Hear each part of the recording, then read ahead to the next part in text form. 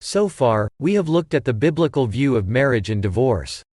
Now it's time to look at what God says to divorced people. I will look into remarriage first.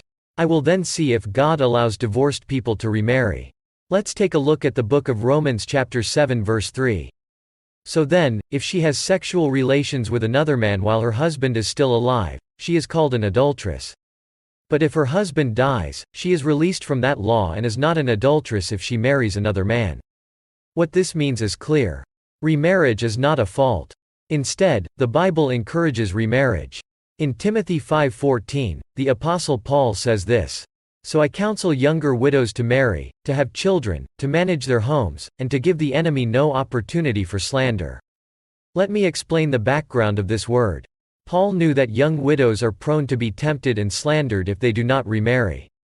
Also, taking care of the widow could burden the church. That's why Paul gave the church this guideline. Paul doesn't call remarriage a sin but instead encourages remarriage. In particular, in Corinthians 7-8 and verse 9, Paul strongly recommends remarriage as an active means of solving problems for young widows suffering from sexual desire. Now to the unmarried and the widows, I say, it is good for them to stay unmarried, as I do. But if they cannot control themselves, they should marry, for it is better to marry than burn with passion. Corinthians 7:39 repeats this. A woman is bound to her husband as long as he lives. But if her husband dies, she is free to marry anyone she wishes, but he must belong to the Lord. Like this, the Bible thought in favor of remarriage. However, when it comes to the divorce and remarriage of Christians, the modern church is opposed. Some churches have banned the appointment of remarried men as church deacons or elders. But it's not biblical. The reason why they think so is that they misinterpreted the Bible. The church that recommends remarriage of widowed Christians could not have prohibited the appointment of remarried people as deacons or elders. Paul wasn't interested in how many times a butler or elder would get married.